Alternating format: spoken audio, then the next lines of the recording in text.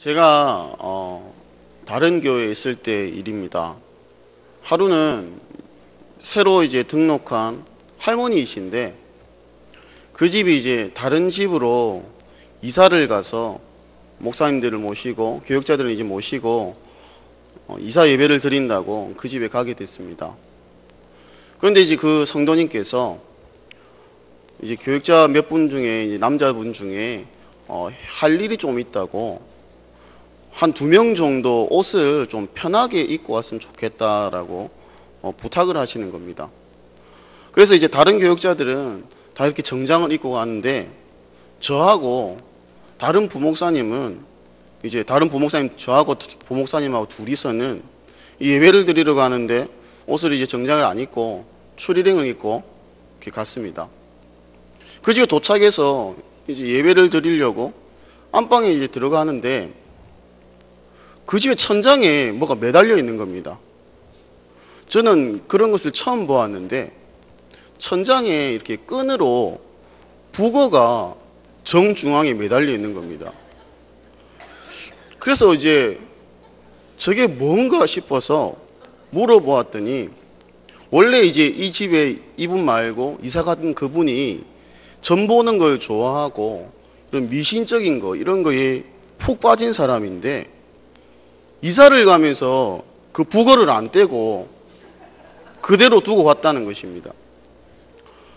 그 북어에 도대체 어떠한 이런 미신적 행위가 있는지는 저는 모르겠습니다. 그런데 그 이제 성도님이 이야기하시는 것이 자신이 이제 이 집에 새로 이사를 왔는데 도배도 하고 이렇게 꾸미기도 해야 되는데 벽지 도배하시는 분도 그게 찝찝하다는 겁니다. 찝찝하고 손을 대면 재수가 없을 것 같고 자기도 좀 괜히 기분이 이상하고 그래서 이렇게 교역자분들을 모시고 예배드리고 저걸 좀 떼달라고 하시는 겁니다. 그날 저는 이사신방 예배를 가서 부목사님 목마 태워서 북어를 떼는 신기한 경험을 해보았습니다.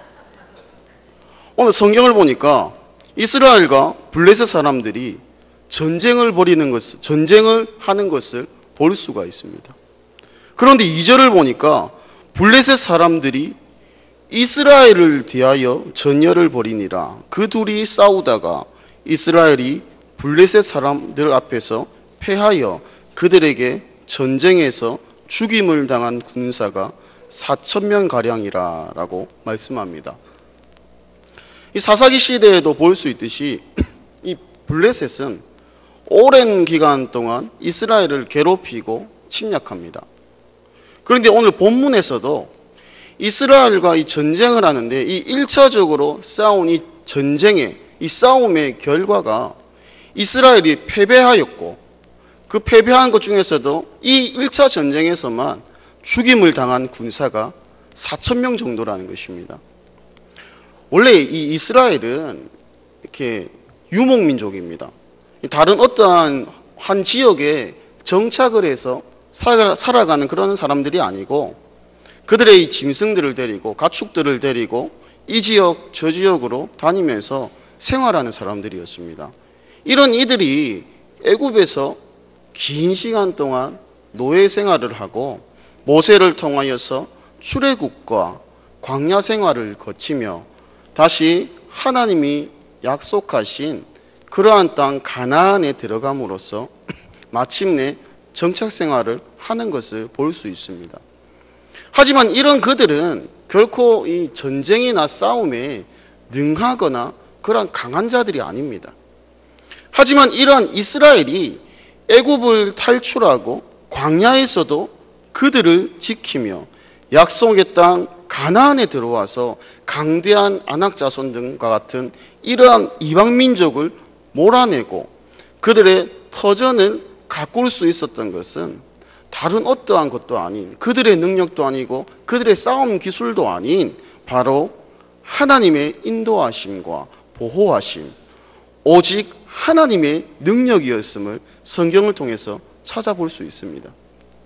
그러나 이 사사기를 통해서 이스라엘의 모습을 보았을 때는 그들은 그들의 인도자이시고 보호자이시며 그들의 왕인 하나님을 수시로, 정말로 수시로 잊어버리고 하나님을 인정하지 않으며 그들의 눈에 그들이 생각하기에 옳고 보기 좋은 대로 행동하고, 더 나아가서는 하나님이 아닌 자신들이 스스로 뽑고 자신들이 좌지우지할 수 있는 그러한 왕을 바라는 모습을 볼 수 있는 것입니다.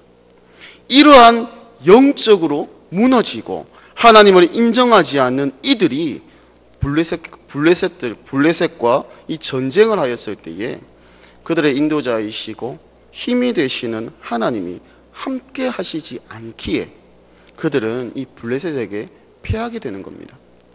3절을 보시면 백성이 진영으로 돌아오매 이스라엘 장로들이 이르되 여호와께서 어찌하여 우리에게 오늘 블레셋 사람들 앞에 패하게 하셨는고, 여호와의 언약궤를 실로에서 우리에게로 가져다가 우리 중에 있게 하여 그것으로 우리를 우리 원수들의 손에서 구원하게 하자 하니라고 말씀합니다. 오늘 본문은 아무리 보아도 하나님께서 이스라엘에게 블레셋과 이 싸움을 벌이라라는 명령을 내리는 그런 구절이 없습니다. 하지만 이스라엘 사람들이 전쟁에서 패하고 거기다가 4,000명이 넘는 사람들이 죽고 돌아오자 이들이 하는 말은 다른 것이 아니었습니다. 바로 여호와 하나님께서 어찌하여 우리에게 오늘 블레셋 사람들 앞에서 패하게 하셨는고라고 한탄하는 것입니다. 이스라엘은 그들 자신의 생각대로 그들이 생각할 때 원하고 바라는 대로 행동을 하였는데 이 결과가 좋지 않고 전쟁의 싸움에 지게 되니까는 모든 책임을 하나님께 떠넘기게 되는 것입니다. 흔히 말하기로 잘 되면 제 탓이고 못 되면 조상 탓이라는 듯이, 만약에 그들이 이 블레셋을 이겼다면은, 이 싸움에서 블레셋을 이겼다면은 과연 그 영광을 하나님께 돌렸을지는 모르겠습니다. 하지만 이 말씀에서 볼 수 있듯이 이 이스라엘은 블레셋과의 전쟁에서 패하였고 그 책임을 하나님께 떠넘기는 것을 볼 수 있는 것입니다. 이러한 이스라엘의 죄악은 이것으로 끝이 나는 것이 아닙니다. 하나님의 언약궤를 자신의 임의대로 가지고 와서 그것을 자신들의 진영 중간에 두어서 이 싸움을 자신들이 이기게 하자는 것입니다. 이스라엘은 광야 생활 중에서도 이 언약궤를 앞세우고 행진하였습니다. 그리고 요단강을 건널 때도 이 언약궤를 앞세웠습니다. 그리고 여리고성을 점령할 때도 언약궤를 앞세워 그 성을 돌고 마침내 그 여리고성을 점령하였습니다. 이스라엘 사람들은 자신들의 죄악의 결과로 전쟁에 패하였지만 하나님께 그 책임을 돌리고 더 나아가서 하나님의 말씀인 그 언약궤를 가지고 와서 그들 가운데 둠으로, 그들을 속에 둠으로 예전에 광야에서처럼, 요단강에서처럼, 여리고성 싸움처럼 이 전쟁을 이기고 자신들이 바라고 원하는 결과를 나타내고 싶어 한 것입니다. 이런 무지하고 죄악된 이스라엘의 행동은 하나님에 대한 믿음 없이 단지 하나님을 믿지 않고 하나님을 신뢰하지 않고 하나님에 대한 믿음이 없이 단지 이 언약궤만을 마치 우상과 같이 의지하는 종교적 의식주의로 자신들의 불신앙으로 이 전쟁에서 패하였다는 것을 인정하지 않고 단순히 그 언약궤만을 들고 나가면 그 언약궤에 있는 어떤 신비롭고 기이한 힘과 능력으로서 자신들이 이길 것이라고 잘못 생각하였던 것입니다. 그렇게 생각할지 모르겠습니다. 어려울 때에, 진짜 자신이 어려울 때에 하나님을 찾고 언약궤 그 자체로 능력이 있어서 능히 블레셋을 이길 수 있다고 생각하는 이스라엘이 믿음이 좋아 보이고 신앙이 있어 보이고 하나님을 신뢰하고 있다고 생각할지 모르겠습니다.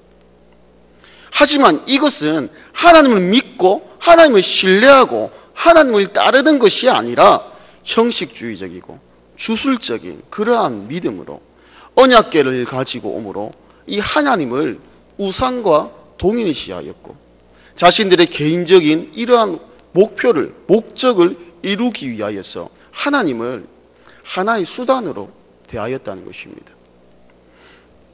하지만 분명히 알아야 하는 것은 그 언약궤 자체에 무슨 어떠한 힘과 기이한 능력과 권세가 있는 것이 아닙니다. 이 언약궤는 하나님이 함께 하신다는 것, 하나님이 임재하신다는 그 상징이었고 그 하나님께서 임재하시고 동행하시고 보호하심으로써 이스라엘이 승리하였고 복을 받았던 것입니다. 더 나아가서 언약궤는 거룩하신 하나님의 임재의 상징이기에 그 언약궤가 있는 곳은 거룩하게 구별된 곳이어야만 합니다.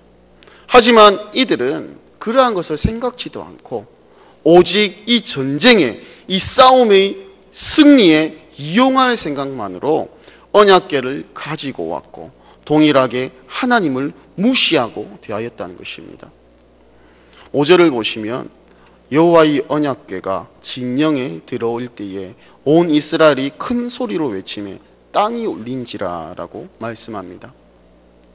그들은 이 하나님의 언약궤를 가지고 와서 자신들의 진영에 둠으로써 자신들이 생각하기로 이제는 우리가 이겼구나. 이제는 저 언약궤로 인해서 우리가 이 싸움을 이기겠구나. 이제 자신들이 승리하고 자신들이 원하고 바라는 것을 이룰 수 있게 되었다고 굳게 믿었습니다. 실제로 그러한 자신감에 충만한 이스라엘을, 이 함성을 지르는 이러한 이스라엘을 바라보면서 블레셋 군사들이 6절 이하에 보시면은 불안에 떨고, 이 블레셋 군대가 불안에 떨고 고민하는 것을 볼 수 있습니다. 이들은 자신들이 믿는 우상, 자신들이 믿는 신들이, 다시 말해서 이 이방 신들이 이스라엘의 하나님보다 능력이 적을까, 능력이 작을까 고민하고 불안하지만은 뒤에 보시면 우리가 힘을 내어서 싸우자라고 외칩니다. 결국 10절에 다시 이스라엘과 블레셋이 싸웁니다. 10절을 보시면 블레셋 사람들이 쳤더니 이스라엘이 패하여 각기 장막으로 도망하였고 살육이 심히 커서 이스라엘 보병에 엎드러진 자가 3만 명이었으며 라고 말씀합니다. 하나님의 언약궤를 가지고 있음에도 거기에 하나님이 함께 하시지 않음으로써 그들은 이 전쟁에서 패하였고 각각 자신들의 고향으로 도망을 치고, 앞에선 이 1차에서는 4천 명 정도의 사람이 죽었지만은 이제는 3만 명이 넘는 한 지파의 수만큼이 되는 이러한 사람들이 죽은 것을 볼 수가 있습니다. 더 나아가서 11절에 보시면 하나님의 궤는 빼앗겼고 엘리의 두 아들 홈니와 비느하스는 죽임을 당하였더라라고 말씀합니다. 이들이 생각하기로 나의 든든한 배경과도 같았던 이 하나님의 언약궤가 빼앗기고 엘리 제사장의 두 아들이었던 홈니와 비느하스가 죽는 것을 볼 수가 있습니다. 이스라엘이 하나님을 신뢰하지 않고 믿지 않으며 하나님을 잊어버렸을 때에 그 결과는 우상을 섬기는 이방 민족에게 크게 패하며 하나님의 임재의 상징이었던 이 언약궤도 빼앗기는 것을 볼 수 있는 것입니다. 사랑하는 남부민 중앙교 성도님들, 주를 믿지 않는 세상의 많은 사람들은 아까 말씀드렸듯이 자신들의 보호를 위하여서, 자신들의 안위를 위하여서, 자신의 어떠한 것을 위하여서 다른 어떠한 형상을 찾고 어떠한 것을 찾고 그것에 의미를 두고 더 나은 것을 가지기 위하여 노력합니다. 하지만 우리는 예수님을 믿음으로 구원받았고 그 무엇과도 바꿀 수 없는 가장 귀한 하나님의 자녀의 권세를 얻었습니다. 이러한 우리는 믿음을 잃어버리면 주께 소망을 두는 것이 아니라 세상에 소망을 두기 시작하면 세상을 이길 수도 없고 우리의 삶 가운데 올바로 설 수도 없는 것입니다. 오늘 이스라엘은 하나님에 대한 신뢰와 믿음을 잃어버림으로써 전쟁에 패하고 언약궤까지 빼앗기게 됩니다. 이러한 이스라엘과 달리 모든 것에 하나님의 음성에 귀를 기울이고 주를 신뢰하고 주의 뜻을 따라 살아가는 우리가 되기를 간절히 소망합니다. 아멘.